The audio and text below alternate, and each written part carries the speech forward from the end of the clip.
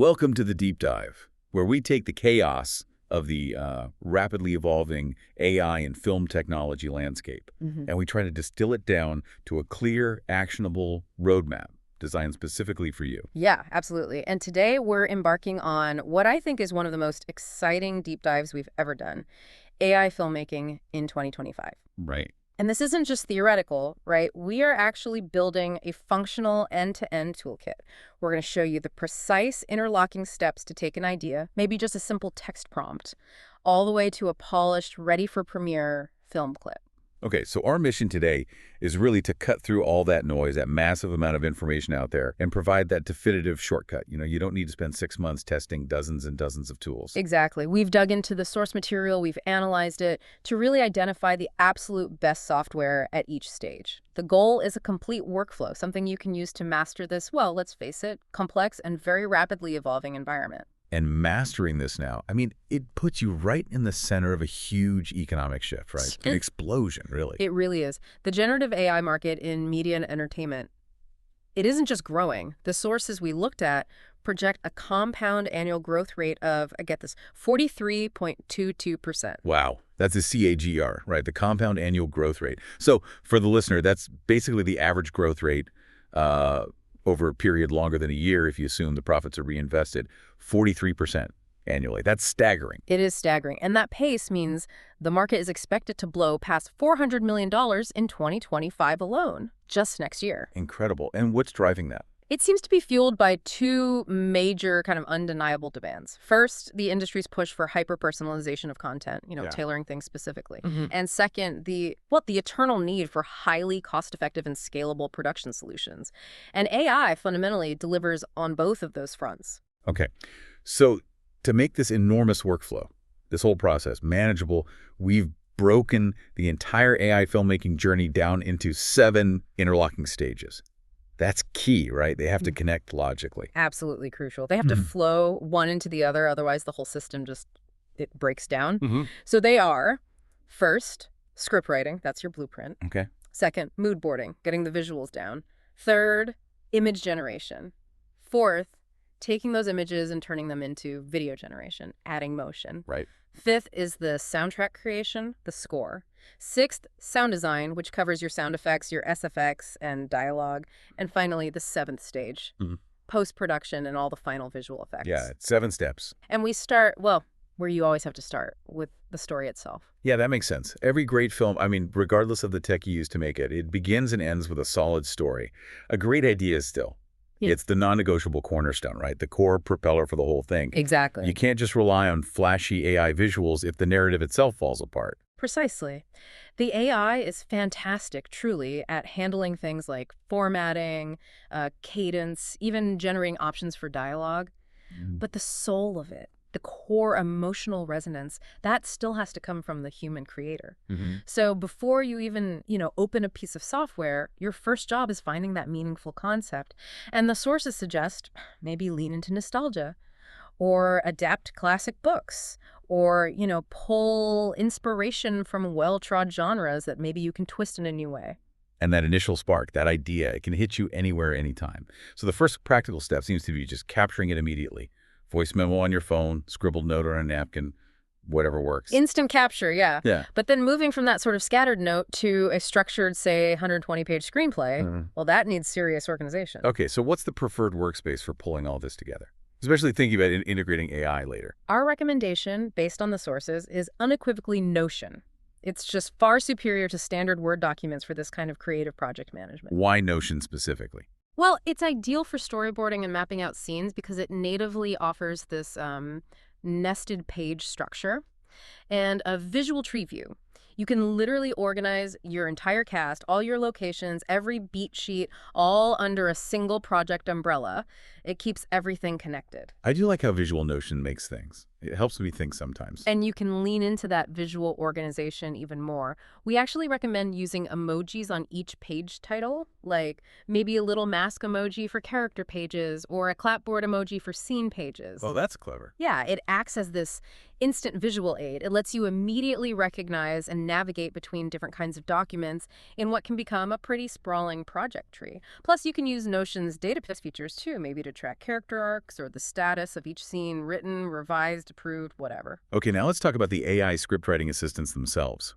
Because you mentioned earlier, this is where a lot of people might make an immediate, maybe costly mistake, going straight for niche tools. Yeah, and that's often unnecessary spending, frankly. It's really critical for you, the listener, to understand that many of these specialized AI script writing tools, Yeah. they're often just fancy user interfaces. Mm-hmm. Wrappers, we call them. Wrappers. Yeah, they're built around the same powerful underlying large language models, the base models, so you can often save money and definitely streamline your workflow by going straight to the source model itself. And the major sources, the base models we see recommended again and again, are OpenAI's ChatGPT, particularly the GPT-4 models, Right, those are very capable. and Anthropic's Claude, which I understand is particularly strong at handling really large amounts of text, like a huge script outline.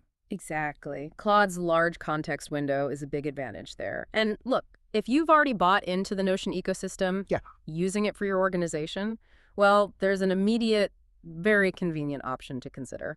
If you have a premium Notion plan, their built-in AI writing assistant is actually powered by these same base models. It keeps you within that single system. It avoids that constant app switching, copying and pasting between windows that can just kill your creative flow. That makes a lot of sense. Keep it integrated. But, okay, obviously those specialized tools haven't vanished. They must offer something unique beyond just basic text generation. Oh, absolutely. They have features tailored for writers.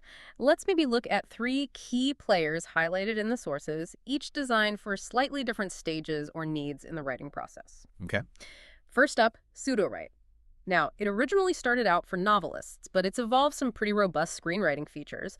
The key thing here, I think, is its ability to help break creative blocks. How does it do that? It includes tools like Twist, which isn't just a basic prompt asking for an idea. It actually uses pattern recognition, looking at genre conventions, to suggest sometimes radical, really unexpected plot directions.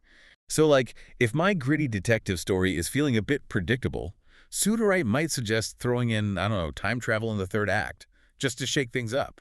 Precisely. Or maybe just a surprising character betrayal based on established archetypes. It pushes boundaries. It also has this feature called Describe, which is invaluable for sensory writing. It analyzes your prose and suggests ways to really enrich your scene descriptions, make them more immersive, more visually concrete. That's gold for the director or DP reading your script later. Okay, that's creativity focused. The next tool sounds like it takes a completely different angle. More analytical. Data-driven. That's ScriptBook. And this is interesting because Hollywood studios are apparently actively using this tool. It provides highly analytical feedback, not on your writing style per se, but on your script's commercial viability. How does it judge that? It analyzes things like pacing, tone, character appeal, and compares them against these vast databases of successful and unsuccessful films. It essentially tells you, based on historical data, whether your story aligns with current market trends and viewer expectations before you've spent a single penny on actually producing it. It allows for truly data-driven decision-making right there in the writing phase. That's kind of scary, but potentially very useful for creators aiming for the mainstream market. It is. And finally, for the maybe more visual creator, someone who needs that immediate feedback loop, there's a tool that kind of bridges the gap between the script page and seeing it come alive. And that is? Quadagon. This is a highly visual tool. It combines AI script writing assistance with instant, albeit fairly rudimentary animation. You can input dialogue and immediately see these little digital characters performing it in a virtual environment. So you can test timing and blocking almost instantly? Exactly. It makes the script feel alive right away, which is invaluable for testing, say, comedic timing, visual gags, or just ensuring the basic scene geography works logically before you commit to filming. So looking ahead then, the overall consensus from the sources seems to be that the future isn't AI replacing writers, but more a hybrid approach. Definitely. The machine's limitations are still pretty profound. It can lack true emotional depth, It often struggles with unconventional or really niche ideas. And there's always the risk of repetition if the user relies too heavily on generic prompts without adding their own flavor. Yeah. So the future model really looks like this powerful collaboration. The AI handles the rapid drafting, the perfect formatting, the structurally sound outline, all that tedious heavy lifting. And then the human writer steps in to inject the emotional depth, the originality, and those complex, universally resonant themes that really distinguish a great film from just a competent one. Okay, so once that script blueprint is solid, or at least getting there, we shift gears into visualization. We need to anchor those abstract ideas, those words on the page, into something tangible. And that's where mood boards come in. And you mentioned this is actually a step you can start even before the script is totally locked. That's absolutely key, yes. Mood boarding is all about bundling multiple source images together. Could be photography, movie stills, concept art, paintings, whatever fits. And you group them around a specific character, maybe a key location or a crucial scene. Just gathering visual ideas. Right. But there's a useful distinction here that helps keep things organized, especially in a complex project. And that's the difference between mood boards and style boards. Correct. Think of mood boards as being tied specifically to the plot or scene. So an example might be a mood board titled, "The Protagonist's Cramped, Humid Apartment." It shows textures, lighting, specific props for that one setting. Got it. Scene specific. Whereas style boards capture the film's overall aesthetic, the general look and feel, regardless of the plot point. Is it high contrast, more lighting? Is it all soft, diffused pastels? That style board defines the visual language for your entire project. Okay, that makes sense. So for gathering all these reference images, the sources point towards, well, the obvious starting point, Pinterest, just because the repository is so huge. Right. Pinterest is great for casting a wide net initially. Then you can use free layout tools, something like Canva maybe, to collage those collected images into a cohesive single board image. And once you've got that perfect collage, That image, maybe just a screenshot of your Canva layout, gets dropped right into the relevant Notion page, whether it's for a scene or a character. It acts as the visual anchor, the direct reference for the next really critical step, AI image generation. okay, so that collection phase is preparation. Now we get to the action. Using AI to generate original, high-quality images that capture the essence of those mood boards. Crucially, without just copying them and running into plagiarism issues. And this requires mastering the mid-journey workflow. Yes, and this is perhaps the most technical, but maybe the most critical piece of actionable advice in this entire deep dive for someone who really wants to do this properly.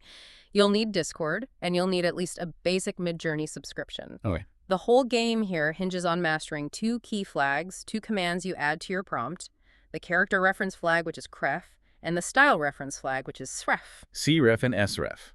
And these flags are the core of maintaining consistency, right? Especially for a longer film where a character needs to look the same across many different scenes and lighting conditions. Exactly. They allow you to point mid-journey towards your collected reference images, guiding the new generation, while ensuring the final output is still an original image, not a copy. It learns the essence of the character or style. Okay, walk us through the technical execution. This sounds fiddly. It can be if you miss a step. So first, you start by uploading your reference images directly into the Midjourney chat box in Discord. Just drag and drop them in. Right. Then you type your usual imagine command, followed by your detailed text prompt describing the new scene you want. Let's say a man, weary, stands on a dark, rainy rooftop, city-state behind him. Okay. Doubt it. Immediately after that text prompt, you add your flags. Let's start with character, cref. Okay, cref. And then you paste the link to the character reference image you uploaded. See, this is the crucial trick.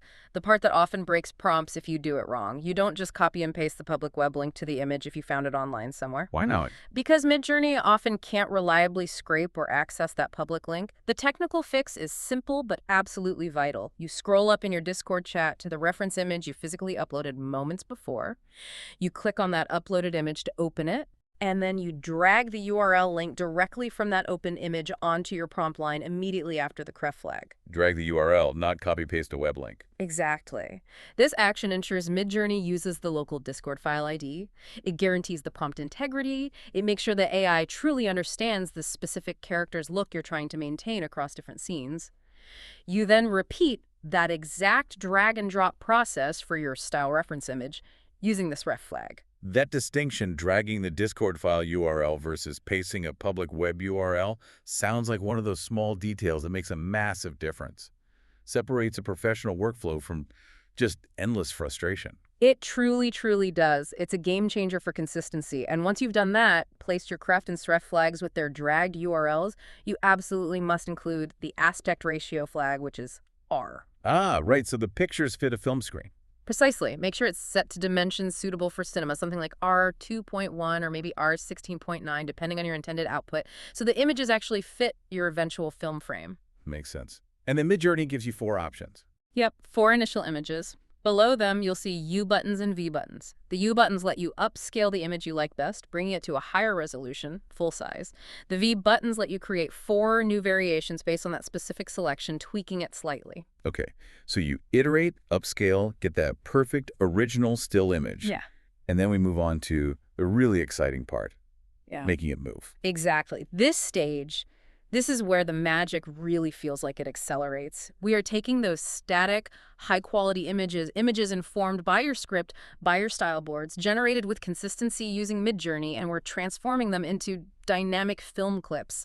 This is, well, it's the definition of a game changer for independent creators. And the sources we looked at have identified a pretty clear leader in this image-to-video space right now, for 2025 anyway. It's Kling AI. Why Kling? Why is it beating out some of the maybe more established or better funded competitors? Kling seems to be superior right now on 2 absolutely critical fronts: quality and cost. We've seen, and the sources confirm, incredible results coming out of Kling, even with highly obscure or really stylized prompts.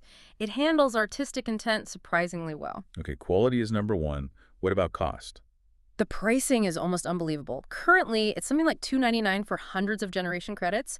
That is unheard of, especially when you compare it to some rivals, like Runway, for instance, which might charge you $15 or more for a batch of generations that are often, frankly, lower quality. Wow. That cost-effectiveness alone dramatically lowers the barrier to entry for any independent filmmaker wanting to experiment with this. Okay, but low cost sometimes raises questions about, well, stability or maybe control. If it's cheap, is it good?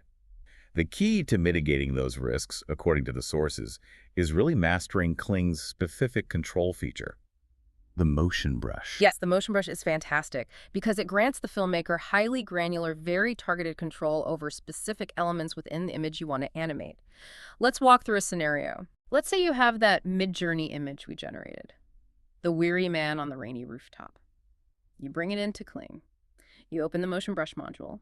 You select Area 1, and you physically draw a shape around, say, just his head and shoulders. Okay, isolating that part. Then you select Track 1, and you draw an arrow describing the desired motion path, maybe a very slight downward nod, indicating weariness. That level of precise control over just one part of the body. Yeah. That sounds like the kind of thing a director dreams of, needing total control over performance. And you can multiply that control. The platform allows you to target up to 6 separate areas and define 6 distinct motion paths within one generation. Maybe his head nods while steam rises from a vent in Area 2 and rain streaks down in Area 3. 6 areas, but there's always a trade-off, right? Yeah. This precision must come at a cost. Yes, and this is a non-negotiable trade-off that you absolutely must remember when using Motion Brush. Which If you use the Motion Brush for this kind of targeted object movement, like the head nod, you lose control over the camera. The system automatically disables the separate camera movement module. Ah, okay, so you can't have the head nod and have the camera zoom in at the same time using Motion Brush. Exactly. If you want the figures or elements in the scene to stay relatively still while the camera pans, tilts, or zooms, then you must use the separate camera control panel instead of the Motion Brush. You have to decide which type of movement is most important for telling the story in that specific clip: internal object motion or external camera motion. That's a crucial distinction. Okay, so given that rendering these video clips obviously takes time and uses up those precious, albeit cheap, credits, what's the critical efficiency tip, the cost-saving measure we need to build into this workflow? Always work iteratively. Don't go for the full 10-second clip right away. Start in Kling's professional mode and select the 5-second clip option first. This takes roughly 7 minutes to render based on current reports. Okay, check the short version first. Right. If that short 5-second clip looks exactly like what you envision, the style is right, the motion works, Nothing weird is happening then, and only then do you commit to generating the full 10-second version, which takes maybe 12 minutes or so. Smart. Starting smaller ensures you don't waste credits, or worse, wait 12 minutes only to find out the clip is totally wrong because of some obvious issue, like, I don't know, a character's arm distorts weirdly halfway through the motion. Check fast, fail fast, fix fast. It's just smart, iterative design applied to AI video. Now, let's quickly justify why Kling is seen as the leader by maybe touching on the alternatives mentioned, like Pika and Luma. What are their specific failure points right now? Pika AI, while improving, still seems to struggle significantly with complexity. When you ask for complex motion, it often results in visible distortion, a kind of shimmer or blurriness, especially around the edges of whatever is supposed to be moving. It loses coherence. Okay. And Luma. I recall the source material had a funny anecdote about a frog. Yes. Luma, despite having a seemingly sophisticated interface that offers start and end keyframes for motion, generally yields less controllable, sometimes bizarre results. The frog example was perfect. When prompted to make a generated frog jump, Luma might, instead of showing a clear jumping motion, have the frog's textures and shapes start to morph, or take on entirely new forms. It achieves weird transformation rather than the requested physical motion. Right. Not exactly useful if you need a frog to just jump. Precisely. This lack of reliable, predictable control means that tools like Pika and Luma, at least currently, are often better suited for artistic experimentation or maybe generating abstract visuals rather than for disciplined narrative filmmaking where you need specific actions to occur reliably. Okay, makes sense. Now, generating potentially hundreds of these 5 or 10-second clips, that creates a serious file management headache, right? Notion, as great as it is for organizing scripts and notes, just isn't built for storing large video files. No, absolutely not. You definitely need robust external storage for this stage. The recommendation we saw consistently is Google Storage, specifically their 100 gigabit plan, which is incredibly affordable, like $1 a month or something similar currently. Okay, Google Drive or Google Storage? Yeah. It provides the necessary capacity without breaking the bank. And the workflow integrates back into Notion easily. You upload your final video clips to Google Drive, then you open the file there, hit the share button to get a link. Make sure it's shareable. Right, get that unique shareable URL, and then you just paste that link directly into the relevant Notion scene page. This ensures all your assets, script, notes, mood boards, and video clips are accessible and linked from your main project blueprint in Notion, even though the large files live elsewhere. All right, we've got the picture locked, or at least the clips generated. Now we absolutely must deal with, as George Lucas famously reminded us, the other half of the picture, sound. Sound is half the picture, Yeah. Absolutely. And this encompasses 3 huge distinct elements: the non-diegetic film score, the music the characters can't hear, the actual character voices, dialogue, and all the ambient sounds and specific noises, the sound effects or SFX. And just like we saw with video, managing potentially hundreds of audio assets, music cues, dialogue takes, Foley sounds, creates its own organization problem, especially for composers or sound designers. You mentioned Google Drive is okay for video links, but it's notoriously clunky for just listening back to audio files quickly, right? Right. And it lacks essential metadata tagging. Yeah, Google Drive's audio playback is basic at best. You can't easily tag files by mood or scene, and crucially for composers, it absolutely cannot play back MIDI files. MIDI being. Musical instrument digital interface files. They contain the musical note data, not the audio itself, allowing for easy editing of instruments or notes later. Trying to manage a score without proper MIDI handling is a nightmare. This bottleneck can genuinely halt production if you can't find the right cue quickly. So we need a specialized audio organization tool. What's the recommended solution here? The tool highlighted in the sources is AudioCypher's MIDI Vault. It seems purpose-built for this exact problem. Storing and organizing your score sections, your dialogue recordings, and your sound effects library, all within highly detailed note cards. And I assume the real power, like with Notion, is in the metadata and tagging. It is. You use meta tags to organize everything meticulously. By scene number, by emotional mood is this cue for tension, relief, sadness, even by musical key. And critically, this is where composers can stash their MIDI files alongside the rendered audio bounces. It makes it incredibly easy to find exactly the right piece of music or sound effect later, and maybe adjust the sound design without having to dig through mountains of project files in their main DID. DID being the digital audio workstation, like Logic Pro, Pro Tools, Ableton Live. Exactly. The professional software they use to compose or mix, MIDI Vault acts as the organized library feeding into the DAW. Okay, organization handled. Let's move to actually generating some of this audio with AI. Starting with the film score.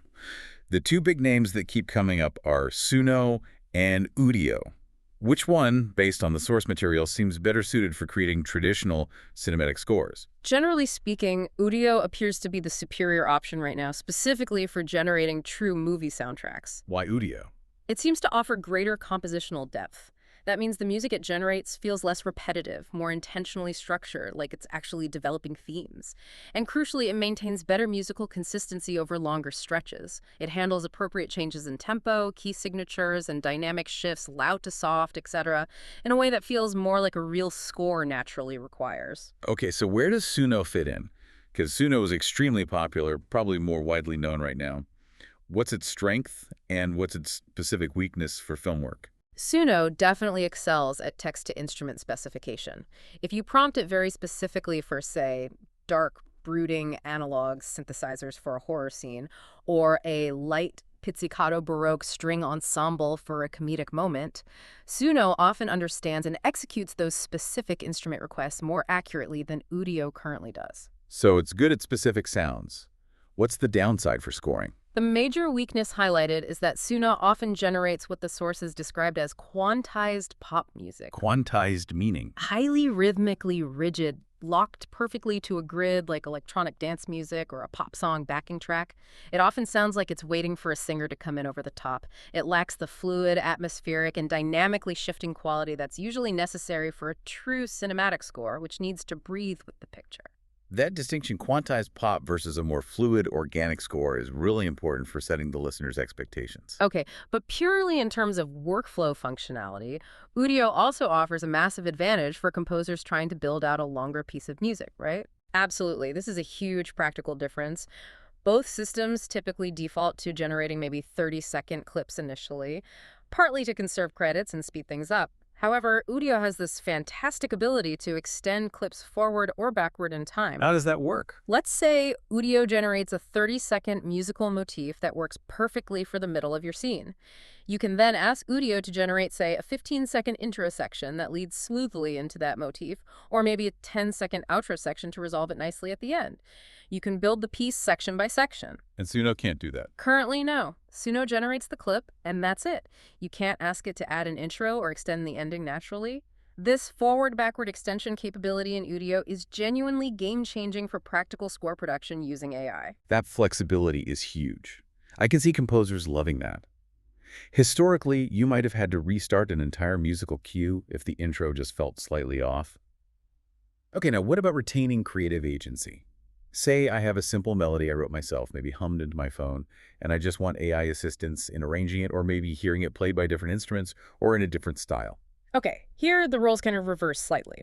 Suno actually shines in this area what we call style transfer. You can upload a very simple melody, maybe even just audio of you humming, and ask Suno to generate a completely new audio file, rendering that melody using drastically different instrumentations and musical styles. Play this sad tune like a 1980s arcade game or like a gamelan orchestra. It's great for exploring variations. Okay, Suno for radical style changes. What about Udio? Udio, conversely, seems slightly better at retaining an existing arrangement that you feed it and then continuing that specific style forward or backward in time using its extension feature. So Udio might be ideal if you've already polished a 30-second section of your score and you just need the AI to help you expand that specific sound into a full 2-minute scene track, maintaining the existing instrumentation and feel. Got it. Suno for transformation, Udio for continuation. Okay, the final major sound element is character dialogue. We need natural, expressive voices, not those monotone robotic readings we used to associate with text-to-speech. Yeah, that's improved dramatically. 11 Labs is consistently cited in the sources as a leading solution here. They were even picked up by Disney's prestigious incubator program, which says a lot. So what's the recommendation for using 11 Labs? Definitely start by trying out their free text-to-speech tool online. Experiment with their huge library of pre-made voices. Just hearing your dialogue read in different timbres and accents can reveal so much about how a voice choice affects your character's perceived persona. But the key to getting a truly expressive performance, real emotional nuance, isn't just picking the right voice, is it? The sources mention something simpler. It's punctuation. Simple, basic punctuation acts as the director's subtle control mechanism within 11 Labs. How so? It truly is your best friend for performance. Simple punctuation makes a profound difference in the AI's delivery. Using commas strategically introduces slight pauses. Question marks change intonation. Exclamation points add energy and emphasis. If you just type a solid paragraph of dialogue with zero punctuation, the AI will likely deliver it flat, maybe rushed, like an emotionless robot reading an instruction manual. And you can get creative with it too, right? Combining symbols. Absolutely. For instance, if you want a character to sound shocked or bewildered, you can try combining symbols like maybe ending a sentence with both a question mark and an exclamation point together. The AI often interprets that combination as needing to convey a complex, high-energy, yet perhaps confused expression. Mastering how punctuation influences the AI's rhythm, pace, and emphasis in 11 Labs is really the secret to getting a natural, believable read that delivers genuine emotional nuance. Okay, so we've got the script and notes organized in Notion. We've got our video clips generated and stored safely in Google Drive, linked back. We have our score, dialogue, and sound effects managed, perhaps in AudioCypher's MIDI vault. Yeah. Now we finally reach the assembly stage, post-production, putting it all together. Right, and the choice of editing software here, the nonlinear editor or NLE, really depends heavily on your experience level and budget. NLE, again, being the pro software like Adobe Premiere Pro, DaVinci Resolve, Apple's Final Cut Pro, tools that let you manipulate footage non-sequentially, jump around anywhere. Exactly, those are the industry standards. But beginners, or those doing simpler projects, can absolutely start with more accessible tools like Apple's iMovie, CapCut, which is popular for social media video, or maybe Veed Online. The key thing is the efficiency of this entire assembly stage is directly correlated to how well you maintained your organization in those previous 6 steps we discussed. Good organization upstream makes editing downstream much, much easier. Makes sense. And AI isn't just generating the content anymore. It's actually revolutionizing the editing and post-production process itself. We're talking about serious automation features being built directly into these professional NLE suites now. Oh, absolutely. It's moving incredibly fast. Look at Adobe Sensei, their AI engine within Premiere Pro and After Effects. It offers features like auto reframe, which automatically adjusts your edit for different aspect ratios, say from widescreen cinematic to vertical for TikTok, trying to keep the main subject in frame. That saves a ton of manual work. Huge amounts. Sensei also does scene edit detection, automatically finding cuts in existing footage, and incredibly useful speech-to-text transcription for creating captions or searching dialogue. Then you have DaVinci Resolve's neural engine. It's performing tasks like automatic object removal, think magically erasing a boom mic that accidentally dipped into the shot, or handling highly complex motion tracking automatically. And there are specialized tools too, like Descript, which is amazing for dialogue editing. It offers AI-powered overdubbing to fix misspoken words and can automatically remove all those filler words like with a single click. That's incredible. What about generating new sound effects? Maybe the sounds directly inspired by the video footage itself. Yeah, there's work happening there too. You can experiment with some video to SFX models, like one called M Audio, which you might find on open platforms like Replicate or running locally via Pinocchio. These try to analyze the motion and content of the video to suggest appropriate sounds. Interesting. But for more controlled, processional sound design. For that, you might look at something like Audio Design Desk, often called ADD. ADD uses what they term sonic intelligence. Here's the interesting part. Most people, when placing a sound effect, like a footstep or a door slam, try to line up the very start of the sound effect file with the visual action on screen. But that often sounds slightly off, mismatched. Why does that happen? Why does aligning the start not always work? Because our ears and brain actually perceive the timing of a sound based on its loudest, sharpest moment, what sound designers call the lowest transient. Transient? Yeah, a transient is that sharp initial attack phase of a sound. Think the crack of a whip, the initial thud of a heavy door closing, or the sharp clack of high heels on pavement. ADD is designed to identify that precise anchor point, the transient, in both the visual action and potential sound effects. It then lets you swap in similar sound effects, like different types of footsteps, based on aligning those transients, which often results in a far cleaner, more impactful, and more accurately synchronized outcome than just lining up the start of the audio clip. Aligning to the loudest moment, not the beginning. That's a fascinating insight into sound perception. Okay, all this automation, from editing to sound to VFX, it's really pushing the visual effects industry into what experts are apparently calling the AI 3.0 era. That seems to be the consensus framework, yes. The idea is that the VFX industry has moved past the initial fear and skepticism of AI, that was 1.0, and then through a phase of cautious experimentation, 2.0. Now we're firmly in 3.0, practical, essential application. AI is now reliably automating many of the highly mundane, tedious, repetitive tasks that used to consume hundreds, even thousands of artist hours. Can you give us a concrete example of a task that's being heavily automated now? Rotoscoping is the classic example, roto as it's called. That's drawing around things frame by frame. Exactly.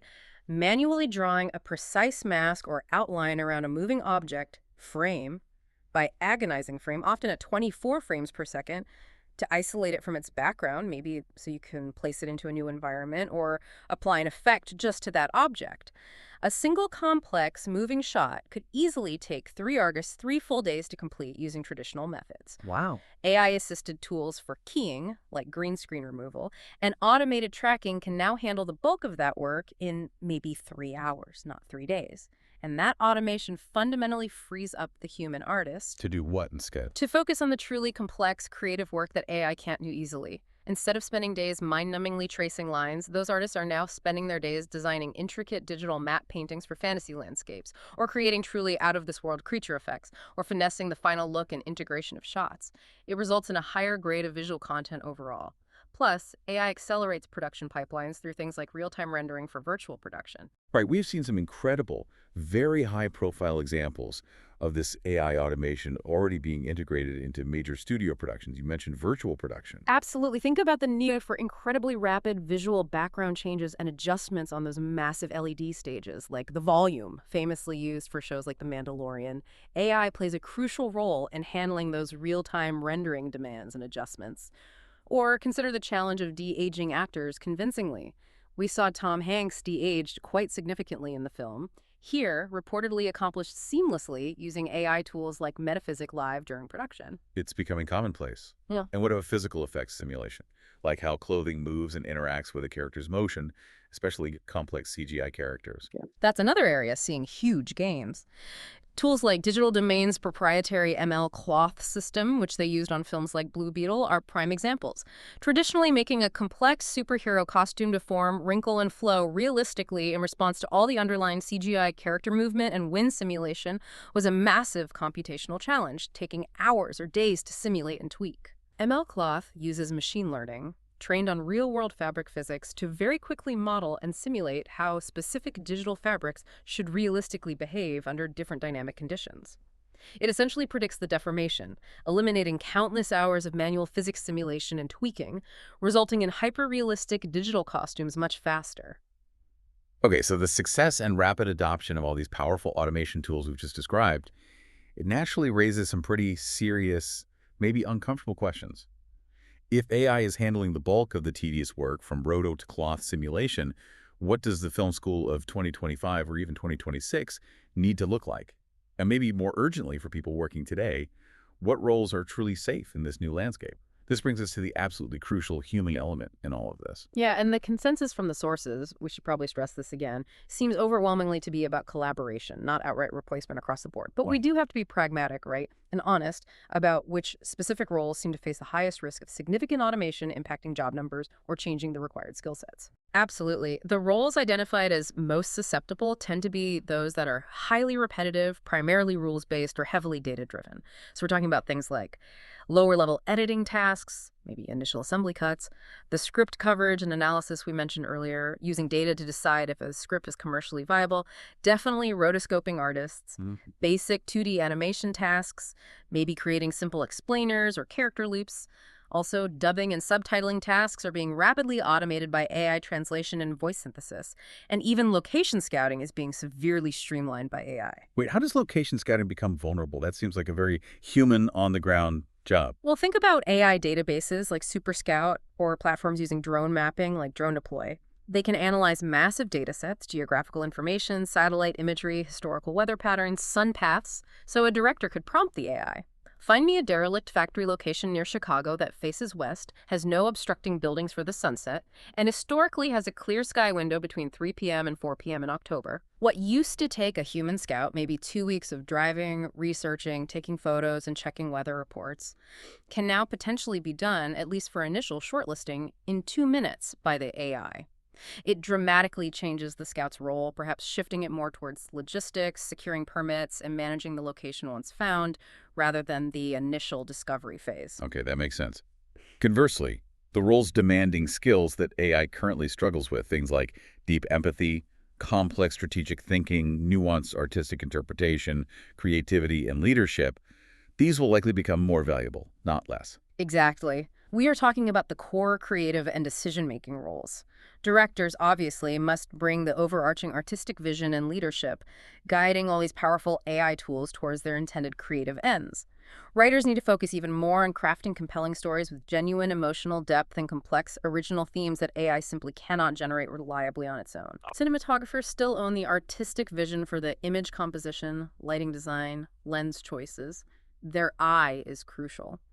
And composers must deliver the original musical ideas and ensure the score has the right emotional impact, perhaps using AI as a powerful arrangement or synthesis tool, but not as a replacement for the core musical ideation. And the merging of all these skills, the need to understand both the creative side and how to guide the AI tools, that seems to be creating demand for a completely new type of professional, the AI prompter. Yes, this is arguably the most crucial emerging job role in this entire space. It requires this hybrid skill set that truly blends knowledge from screenwriting, directing, lighting design, cinematography, and editing. As one creator noted in the sources, you still need actual filmmaking experience to make AI-generated content look like a professional commercial or film scene. You can't just type, make it look good. Exactly. You have to know exactly what, say, a three-point lighting setup is, or how different camera lenses affect depth of field and perspective, because if you can't articulate that clearly and technically in your prompt, the machine simply won't deliver the professional result you're imagining. The AI prompter is the translator between creative vision and technical execution via the AI. Okay, so that's the job market shift. Yeah. Now, let's talk about a major structural challenge that sits slightly outside the immediate industry, the educational sector. Right. Specifically, the film school lag time. Yes, this is a severe problem identified in the sources. The lag time between when a cutting-edge technology like AI image or video generation achieves widespread commercial adoption, which is happening right now, and when it becomes comprehensively integrated into a typical university film school curriculum. Well, that delay can range anywhere from 1 to 5 years, sometimes even longer. 1 to 5 years. Why such a long delay? It's typically caused by a combination of factors. Layers of university bureaucracy and curriculum approval processes, the high capital cost of constantly upgrading computer labs and software licenses, and, frankly, the extensive time required for existing, often tenured, faculty to get retrained and comfortable teaching these rapidly evolving new tools and workflows. And the consequence of that delay is potentially quite dire for students paying hefty tuition fees. Absolutely. Graduates risk entering the workforce having been trained primarily on traditional tools and techniques that are already being superseded or at least significantly augmented by newer, drastically more efficient AI-powered workflows that the industry is already adopting. So what's the necessary shift for film schools? The sources argue it needs to be radical. Moving away from focusing solely on teaching software proficiency, which buttons to press in Premiere Pro, and instead placing much greater emphasis on foundational principles, critical thinking, creative problem solving, visual storytelling fundamentals, and, crucially, how to effectively prompt, manage, and integrate these powerful AI tools ethically and effectively at every single stage of the production pipeline we've outlined. They need to teach the why and the how to guide AI, not just the which button to click. A fundamental shift in pedagogical focus. Okay, finally, before we wrap up, we absolutely must address the ethical and legal hurdles, the sort of elephants in the room, the big thorny questions that really need clearer answers and regulations for this industry to achieve truly widespread, secure adoption without constant legal challenges. Yes. There are 3 critical ongoing debates highlighted. First, there's the debate over creativity and control. Does the increasing reliance on algorithms, especially if everyone starts using the same few popular models, risk stifling truly unique artistic expression? Could we end up with a kind of homogenized AI aesthetic across films, lacking genuine emotional nuance or unexpected creative leaps? The sameness problem. Okay, what's the second hurdle? The second is the practical issue of controllability specifically, the problem of making fine-grained micro-adjustments. AI tools, as we've seen, are currently superb for ideation and generating variations. They can give you 100 different spaceship designs in minutes, but they often lack the precise granular control required for final execution in high-stakes filmmaking. If a director looks at an AI-generated shot and loves 99% of it, but absolutely hates the specific way the light is glinting off one small piece of glass in the corner, there is often no easy, reliable way right now to target and fix only that specific tiny element with precision using the AI tool itself. You might have to regenerate the whole shot and hope for a better result, or resort to traditional VFX techniques to fix it afterwards. Until that microcontrol improves significantly, many AI tools will remain better suited for conceptualization and pre-visualization than for generating the final, polished, pixel-perfect shot. That makes sense. Lack of Yeah. fine-tuning control. And the third, and perhaps the most volatile and complex issue, revolves around intellectual property. That's the big one. The core, tangled issues of authorship, copyright, and intellectual property. The critical, still largely unresolved legal questions are huge. Can content generated purely by an AI, without significant human creative input, even be copyrighted under current law? If a film is, say, 90% AI generated based on simple text prompts, who legally holds the authorship claim, the human prompter, the AI company, or no one? And the training data issue. Exactly. And fundamentally, perhaps the most explosive question, is the AI unintentionally plagiarizing existing copyrighted works it was trained on? Or is it unfairly extracting artistic style and content without compensating the millions of human artists and creators whose original images, text, and music formed the massive data sets used to train these models in the first place?